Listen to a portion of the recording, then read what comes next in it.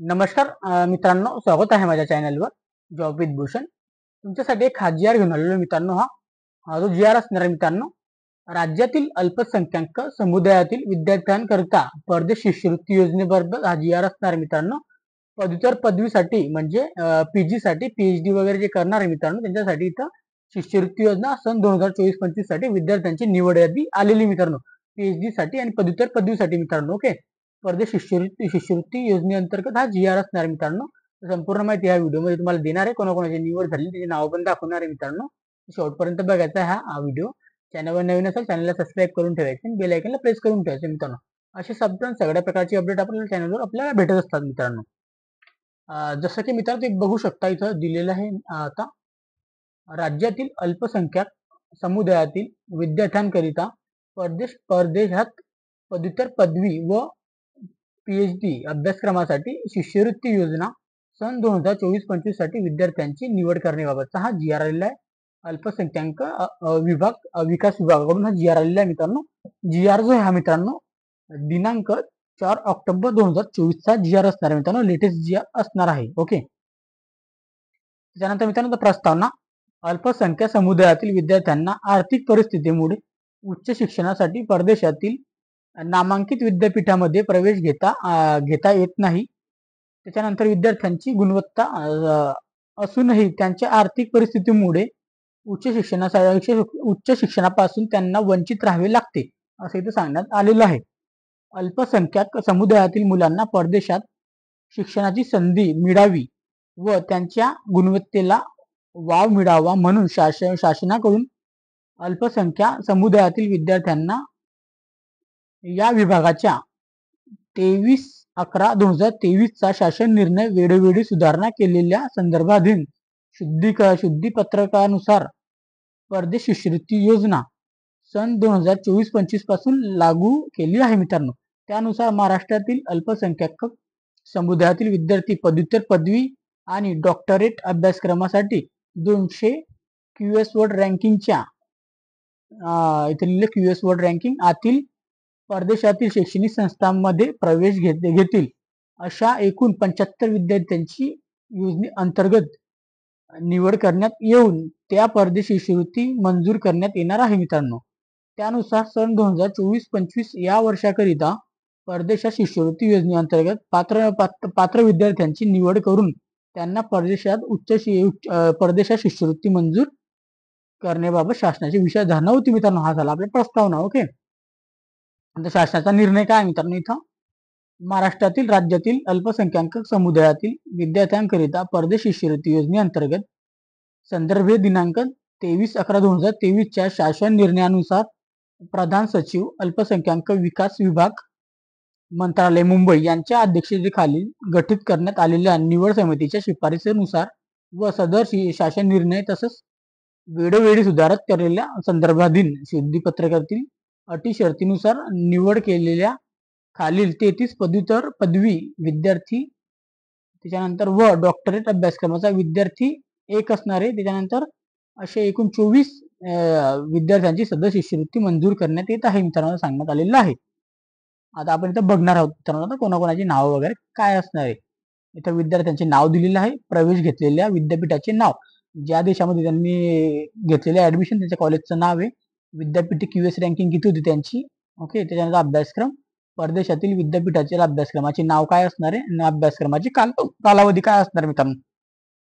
आता इथं निलेश विल्सम गोदाद यांची निवड झालेली इथं जी असणार आहे विज्ञान तंत्रज्ञान अभियांत्रिक व गणित पदवीधरसाठी असणार आहे. The university New South Wales यासाठी असणारे सिडनीसाठी मित्रांनो ऑस्ट्रेलियामध्ये त्यांची झालेली आहे. QS रँकिंग त्यांची 19 होती. ओके, रँकिंग वर्ल्ड रँकिंग म्हणतो आपण त्याला. PG साठी त्यांनी ऍडमिशन घेतलेली आहे. Master of data science and त्यासाठी घेतलेली आहे. डिस्टन्स साठी 2 वर्षासाठी ऍडमिशन घेतलेली आहे मित्रांनो. मास्टर ऑफ कॉम्प्युटर साठी घेतलेली आहे दीक्षा गुलाबराव बोरकर यांनी पण द युनिव्हर्सिटी सिडनी मध्ये घेतलेली. द युनिव्हर्सिटी ऑफ सिडनी ऑस्ट्रेलियासाठी यांची 19 रँकिंग होती. PG साठी त्यांनी ऍडमिशन घेतलेली आहे. मास्टर ऑफ कॉम्प्युटर सायन्स साठी 2 वर्षासाठी त्यांची इथं कालावधी असणार मित्रांनो. ओके, अशा पद्धतीने इथं बघू शकतो मी अशा रँकिंग वगैरे पण दिलेली आहे, कोणत्यासाठी कशासाठी ऍडमिशन घेतलेली आहे सगळी इथं दिलेली आहे. मॅनेजमेंटचे नाव आहे, त्यांचं नाव आहे, युनिव्हर्सिटीचं नाव आहे, तर असे दिलेले आहे मित्रांनो, असे 24 विद्यार्थ्यांची त्यांनी सध्या निवड केलेली असं सांगण्यात आलेलं आहे. म्हणजे तुम्ही बघू शकता आता किती विद्यार्थी आपण बघून घेऊया ते पण इथं. तर इथं 24 विद्यार्थ्यांची निवड केलेली आहे. 24 नंबरला आहे Mitali Bhimrao Borkar, New York university, NYU New York university, united स्टेट्ससाठी त्यांनी झालेले त्यांचं सिलेक्शन. कायदा वाणिज्य विभागासाठी 38 रँकिंग आहे त्यांची. QS वर्ड रँकिंग PG साठी, मास्टर ऑफ प्रोजेक्ट मॅनेजमेंट 2 वर्षासाठी मित्रांनो.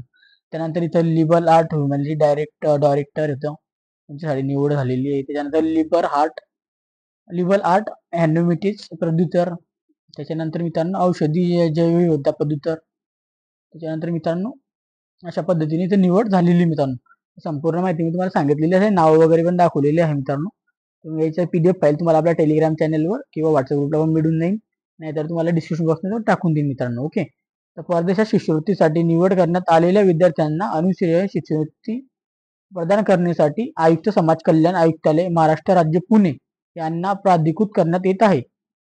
त्यांनी शासन निर्णयामध्ये परदेश शिष्यवृत्तीसाठी निवड करण्यात आलेल्या विद्यार्थ्यांकडून शासन निर्णयामध्ये विविध करण्यात आलेल्या हमीपत्रात घेऊन विद्यार्थ्यांची मूळ कागदपत्राची तपासणी करूनच संबंधित विद्यार्थ्यास अनुश्रेय शिष्यवृत्ती मंजूर करण्यात कारवाई करावी असं सांगण्यात आलेलं आहे मित्रांनो. ओके.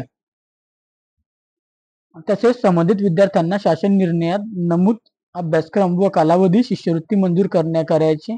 तसेच विद्यार्थ्यांचे परदेशात शिक्षण चालू असल्याच्या कालावधीत एखाद्या विद्यापीठाच्या शिक्षण शुल्कामध्ये वाढ किंवा घट होत असल्याने त्यानुसार देय शिष्यवृत्ती मंजूर करण्याचे अधिकार आयुक्त समाज कल्याण आयुक्तालय पुणे यांना प्रदान करण्यात आलेले आहे मित्रांनो. जर कधी तुमच्या युनिव्हर्सिटीची काही फीज वगैरे चेंजेस वगैरे झाली तर तुम्हाला इथं मंजूर करण्यात येईल मित्रांनो आयुक्त समाज कल्याण पुणे यांच्याकडून. ओके. ज्या विद्यार्थ्यांचा शासनामार्फत परदेश शिष्यवृत्ती मंजूर केलेली आहे त्या विद्यार्थ्यांना त्यांचे शिक्षण संपल्यानंतर आपल्या भारत देशासाठी सेवा करणे व त्यांच्या ज्ञानाचा फायदा देण्यात करून फायदा देशाला करून देणे आवश्यक आहे. त्या अनुषंगाने संबंधित विद्यार्थ्यांकडून शिष्यवृत्ती मंजूर करण्यापूर्वी हमीपत्र बॉन्ड लिहून घेणे बंधनकारक राहील. तुम्हाला इथं जर तुम्ही शिष्यवृत्तीमधून कधी लाभ घेत असाल तर तुम्हाला इथं बॉन्ड लिहून द्यावं लागेल हमीपत्र की मी माझं शिक्षण पूर्ण झाल्यानंतर भारत देशासाठी इंडियासाठी मी काम करणार आहे तशा पद्धतीने. ओके. तुम्हाला दुसरीकडे कुठे बाहेर देशात काम करायची संधी मिळणार नाही मित्रांनो. ओके. परदेश शिष्यवृत्तीसाठी निवड करण्यात आलेल्या विद्यार्थ्यांनी परदेशातील पदव्युत्तर पदवी किंवा PhD अभ्यासक्रम विविध कालावधीत पूर्ण करणे आवश्यक आहे. तुम्हाला ही अट असणार मित्रांनो. तुम्हाला 2 वर्ष दिलेले तुम्हाला 2 वर्षातून तिचा संपूर्ण अभ्यासक्रम करायचा आहे पूर्ण. तुम्ही कधी बॅकलॉग झालेत तर तुमचा आता पुढे तुम्हाला सांगतो काय होणार आहे. त्यासाठी कोणत्याही परिस्थितीत विद्यार्थ्यात मुदत वाढीचा खर्च दिला जाणार नाही. जर तुम्ही बॅकलॉग वगैरे झाले तुमचं एखादी सेमिस्टर बॅकलॉग झालं तुम्हाला इथं त्यांच्याकडून पैसे मिळणार नाही. तुम्हाला फक्त 2 वर्षाचे पैसे भेटणार आहे. बाकीचे तुम्हाला घरून भरावे लागणार आहे. मग लक्षात ठेवायचं आहे. ओके.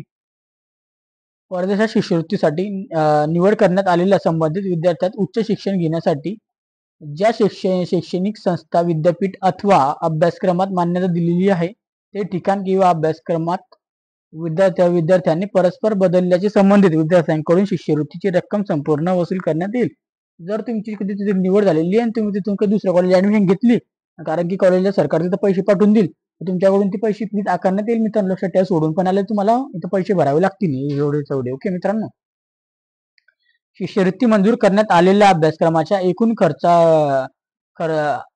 खर्चाच्या रकमेपैकी विद्यार्थ्यांना प्रथम वर्षाची अथवा ज्यांची द्वितीय वर्षाची शिष्यवृत्ती मंजूर झालेली आहे त्यांना त्या वर्षाचे शुल्क निर्वाह भत्ता व इतर अनुषंगाचे खर्च यांची रक्कम आयुक्त समाज कल्याण आयुक्तालय महाराष्ट्र राज्य पुणे यांनी संबंधित विद्यापीठांकडून प्रामाणित माहिती प्राप्त करून शिक्षण फी संबंधित विद्यापीठास आणि निर्वाह भत्ता हे अनुषंगिक खर्च ही रक्कम विद्यार्थ्यांच्या बँक खात्यात टाकावी मित्रांनो. इथं काय असणार मित्रांनो तुमची शिक्षण जी फी असणार आहे डायरेक्ट तुमच्या विद्यापीठाला जाणार युनिव्हर्सिटीला जाणार डायरेक्टली आणि जे भत्ता वगैरे असणार मित्रांनो तुम्हाला खाण्यापिण्यासाठी जे खर्च मिळणार आहे अनुषंगिक जे खर्चांसाठी ते तुमच्या अकाउंटमध्ये पडणार आहे मित्रांनो सांगण्यात आलेलं आहे.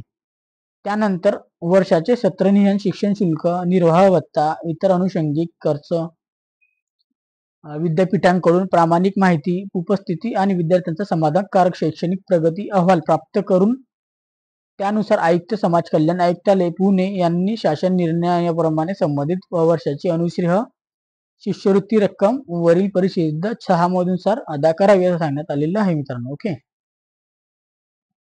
त्याच्यानंतर मित्रांनो याबाबत होणारा खर्च मागणी क्रमांक सामाजिक सुरक्षा कल्याण, त्याच्यानंतर समाज कल्याण, इतर कार्यक्रम अल्पसंख्याक विद्यार्थ्यांकरता परदेश पदव्युत्तर पदवी, पीएचडी साठी शिष्यवृत्ती योजना, सहाय्यक अनुदाने, त्याच्यानंतर वेतनेतर या लेखाशीर्षाखाली खर्ची घालून अतिरिक्त चालू वर्षात मंजूर करण्यात आलेल्या तरतुदीमधून दाखवण्यात यावा, त्याकरिता आयुक्त समाज कल्याण आयुक्त महाराष्ट्र राज्य पुणे यांना आहरण सविता अधिकार म्हणून घोषित करण्यात येत आहे असं सांगण्यात आलेलं आहे मित्रांनो.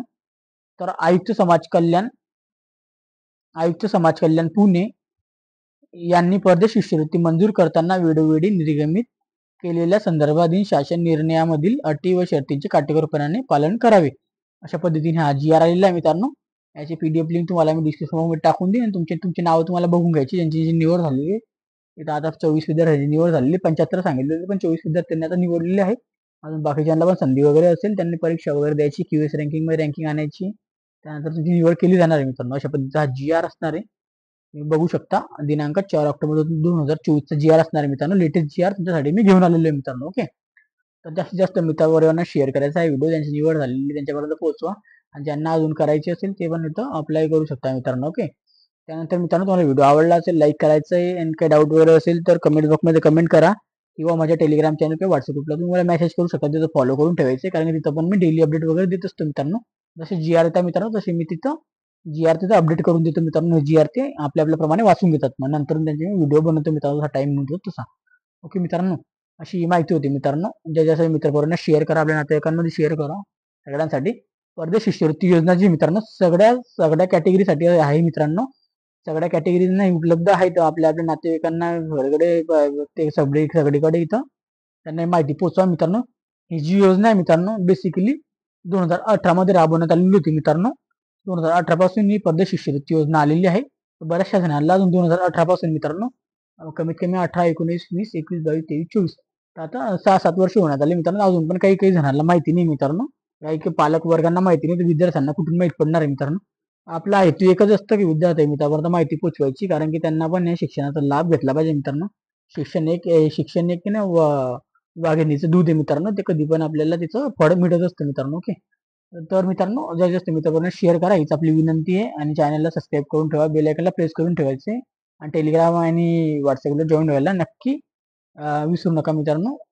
तिथं कमेंट बॉक्समध्ये कमेंट करा, लाईक करा, चॅनल सबस्क्राईब करायचं, बेल आयकॉनला प्रेस करून ठेवायचं. अशीच व्हिडिओ बघण्यासाठी भेटूया आपण नेक्स्ट व्हिडिओमध्ये. तोपर्यंत जय हिंद, जय महाराष्ट्र गाईस. थँक्यू.